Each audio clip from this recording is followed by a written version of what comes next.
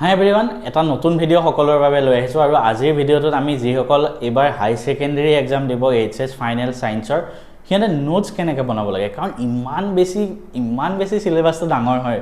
তো কোনখিনি বস্তু আমি বহীত লিখিম, কোনখিনি আমাৰ নিজৰ নোটছত লিখিম, অলপমান খেলি মেলি লাগি নাযায়নে? সেই কথাখিনি আমি আজি পাতিম আৰু কি ভুল কৰিব নালাগে যে সেই ভুলখিনি যাতে ৰিপিট নহয় আৰু সেই ভুলখিনিৰ কাৰণে হয়তো মাৰ্কছ কমিব হাই ছেকেণ্ডেৰী এক্সামত।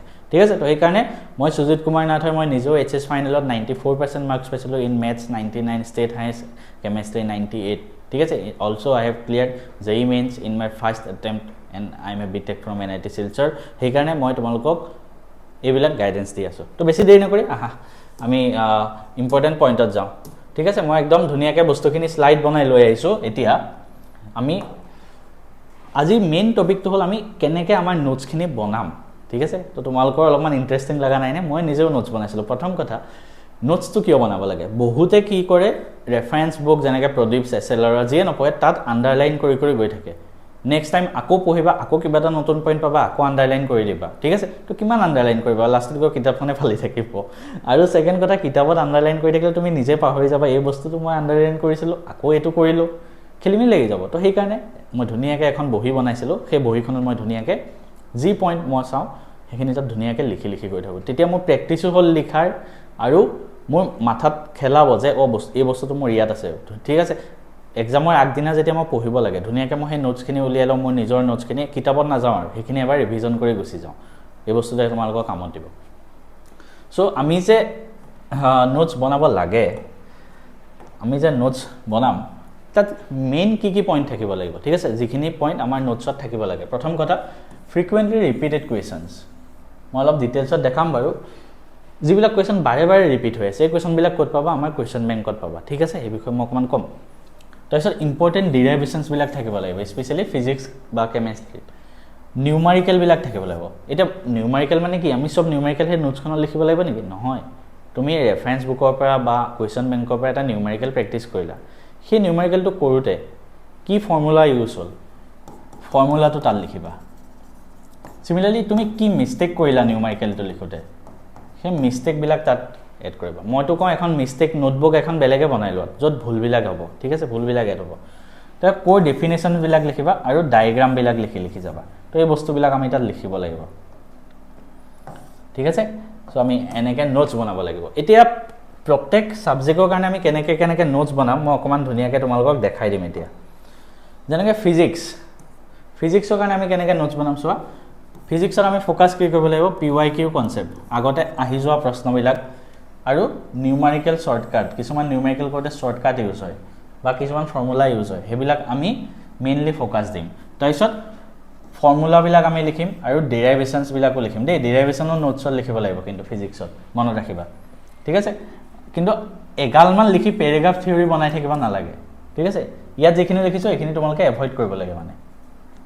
চিমিলাৰলি কেমেষ্ট্ৰিৰ কাৰণে আমি কি কৰিম? স্পেচিয়েলি ফ'কাছ কৰিম এক্সেপশ্যনছবিলাক, যিবিলাক এক্সেপশ্যন হয় ৰিয়েকশ্যনত, কালাৰ চেঞ্জবিলাক। তাৰপিছত আমি থিয়ৰী পাৰ্টটো লিখিম। ঠিক আছে, ইনঅৰ্গেনিকৰ থিয়ৰীবিলাক লিখিম, ইনঅৰ্গেনিকৰ ফেক্টছবিলাক লিখিম, কিন্তু ফৰ্মুলাৰ লগত মিক্স কৰি নিদিবা, ফৰ্মুলাবিলাক বেলেগে লিখিবা। আৰু এখন বেলেগ কপিয়ে বনাই লোৱা, য'ত কি হ'ব অৰ্গেনিক বা নেম ৰিয়েকশ্যনবিলাক এক্সট্ৰাকৈ তাত লিখিবা। এখন বেলেগ কপি বনাই লোৱা তাত। ঠিক আছে, মনত ৰাখিবা। মেথছৰ কাৰণে মই নিজে মেথছৰ কাৰণে নোটছ বনোৱা নাই। মেথছৰ কাৰণে মই অকল কি কৰিছিলোঁ জানানে? ৰিপিটেড বৰ্ড মই এইটো কৰিছিলোঁ, যিবিলাক কুৱেশ্যন বাৰে ৰিপিট হয় সেইবিলাক মানে সেই কুৱেশ্যনটো কোনটো কনচেপ্টৰ পৰা আহিছে সেই কনচেপ্টবিলাক তাত লিখি ৰাখোঁ। কিন্তু মেথছৰ কাৰণে মই এই বস্তুটো বনাইছিলোঁ, যিসকলে মেথছত হাইষ্ট মাৰ্ক পাব বিচাৰা মোৰ দৰে হাই ছেকেণ্ডেৰীত, ফৰ্মুলা আৰু শ্বৰ্টকাটৰ এখন বুক। মানে মেথছৰ যিবিলাক আমি ফৰ্মুলা ইউজ কৰোঁ, ফৰ্মুলাৰ এখন কিতাপ বহি বনাবা। ঠিক আছে, নিজে। বায়'লজি আৰু ইংলিছ কেনেকৈ কৰিবা, তো এইখিনি তোমালোকে চাই ল'বা। মই বায়'লজিটো ইমান নাজানো আৰু ইংলিছটোতো কি আৰু, ইংলিছটো ইমান টেনশ্যন নাই। আমাৰ যিসকল ইংলিছৰ কোৰ্চত আছে তোমালোকে পাৰিবাই। এতিয়া কথাটো হ'ল এইখিনিতো হৈ যাব, কিন্তু নোটছ বনাওঁতে আমি কিছুমান মিষ্টেক কৰোঁ, যিখিনি মিষ্টেক আমি কেতিয়াও কৰিব নালাগে যেতিয়া আমি ক্লাছ 12ৰ কাৰণে নোটছ বনাই যাম। ঠিক আছে, প্ৰথম মিষ্টেকটো কি কৰোঁ? প্ৰথম মিষ্টেকটো আমি এইটো কৰোঁ যে decorating notes with too many colours. আমি ঢেৰ কালাৰ ইউজ কৰি নোটছত, ইনফেক্ট বহুতে কিবা লগাই ন, ওপৰত আঠা লগাই যে কাগজৰ সৰু কাগজ, তো এইবিলাক লগাই থাকে। মই আজিলৈকে ইউজেই কৰি পোৱা নাই। মই জাষ্ট এখন নৰ্মেল বহি লওঁ, এটা কলম লওঁ, লিখি যাওঁ। ইনফেক্ট মই 2-3টা কালাৰ ইউজ নকৰোঁ সেইবিলাক এনেই টাইম ৱেষ্ট হয় আৰু তোমাৰ নিজৰ কনফিউজন লগাই দিব ইমান বেছি যদি ধুনীয়া কৰিব যোৱা একদম ধুনীয়াটোৱেতো এক্সামত তোমাক ভাল মাৰ্কছ নিদিয়ে আৰু ইমান বেছি সময়ো নাথাকে ক্লাছ 12ত তো ইমান এনেকুৱা কৰিব নালাগে সেকেন্ড ভুলটো কৰে ডাইৰেক্ট টেক্সট বুকৰ নিচিনা লিখিব যায় নোটছটো বনাওঁতে সবে কি ভাবে বা টেক্সট বুকক যিমান গাল লিখা আছে সেইখিনি আমি উঠাই দিওঁ তেনেহ'লে টেক্সট বুক আৰু তোমাৰ বহিখনৰ মাজত পাৰ্থক্য কি থাকিল তো ইয়াত কি লিখিবা ইম্পৰ্টেণ্ট পইণ্টবিলাক যিখিনি ইম্পৰ্টেণ্ট লাইনছ আৰু শ্বৰ্টকাটত ঠিক আছে যিবিলাক তুমি নিজে বুজি পোৱা মই সেইটো ক'ব নোৱাৰিম যে তুমি এনেকৈ লিখা যেনেকৈ লিখিলে তুমি নিজে বুজিবা কিন্তু যিমান শ্বৰ্টকৈ লিখিব পাৰি সেনেকৈ লিখিবা থাৰ্ড আটাইতকৈ ডাঙৰ বহুতে ডাইৰেক্ট নোটছত গুচি যায় উইদাউট আণ্ডাৰষ্টেণ্ডিং দ্য চেপ্টাৰ এইটো ভুল মোৰো হৈছিলে ষ্টাৰ্টিঙত আমি সবেই নোটছ বনাই ভাল পাওঁ নোটছ বনাব গুচি যাওঁ তো পাঠটো পঢ়ি থাকোঁ ফিজিক্সৰ এনেকুৱা লাগে মাথাত যে পঢ়ি থাকোঁ নোটছটোও বনাই থাকোঁ পঢ়ি থাকোঁ নোটছটো বনাই থাকোঁ কিন্তু UPSC বা APSC দিব যোৱা নাই না তুমি ফিজিক্স কেমেষ্ট্ৰি পঢ়ি আছা বুজিবতো লাগিব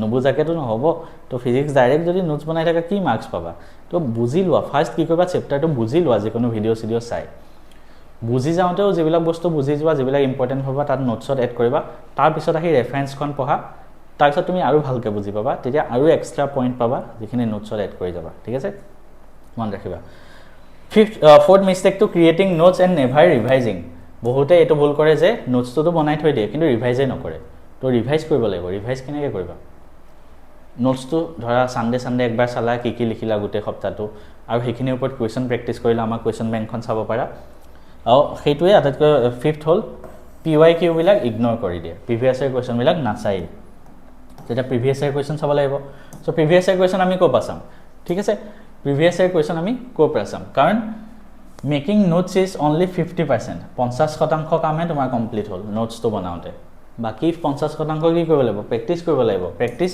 ইমান বেছি মেটেৰিয়েলছ আছে কিতাপতে ইমান কুৱেশ্যনছ আছে তো প্ৰিভিয়াছ ইয়াৰ কুৱেশ্যনৰ ভিত্তিত তুমি কুৱেশ্যন বেংক প্ৰেক্টিছ কৰিব লাগিব আৰু কুৱেশ্যন বেংক ক'ৰ পৰা প্ৰেক্টিছ কৰিবা আমাৰ কুৱেশ্যন বেংকখন লোৱা আমাৰ ক্লাছ 12ৰ কুৱেশ্যন বেংক এখন আছে যোনখন প্ৰিণ্টেড আকাৰে তোমালোকক দিয়া হয় 399 ৰুপিজ আৰু যদি কাৰোবাক লাগে ডিছকাউণ্ট কৰিবলৈ কৈ দিবা ডিছকাউণ্টত দি দিম লিংকটো ডেছক্ৰিপশ্যনত থাকিব সেই গুগল ফৰ্মখন ফিল আপ কৰিলে তোমালোকে প্ৰিণ্ট আকাৰে তোমালোকৰ ঘৰত পাই যাবা ইয়াত ফিজিক্স কি থাকিব চ' মই ছাবজেক্ট কেইটা দেখাইছোঁ physics chemistry maths biology English এই 5টা ছাবজেক্ট ধুনীয়াকৈ পাবা ঠিক আছে তাত অপশ্যন আহে কোনটো ছাবজেক্ট তোমাৰ আছে ঠিক আছে তো অপশ্যনকেইটা ক্লিক কৰি দিবা মই গম পাম কোনটো ছাবজেক্ট আছে জাষ্ট কিন্তু টোটেল গোটেইখিনিয়ে ল'ব লাগিব 399 ৰুপিজ হয় কাৰণ প্ৰিণ্টটো কৰা হ'ব আৰু ডেলিভাৰীও তোমাৰ ঘৰত দিয়া হ'ব ডেলিভাৰীটো চাৰ্জ লয় ন গোটেইখিনি মই কৰিম তোমালোকে অকল 399 দিলেই হ'ল প্ৰিণ্ট কৰি তোমাৰ ঘৰত দিয়া হ'ব তাত কি থাকে জানা না চেপ্টাৰ ৱাইজ PYQ এটা চেপ্টাৰৰ 90টাকে প্ৰশ্ন 1 নম্বৰীয়া 2 নম্বৰীয়া 3 নম্বৰীয়া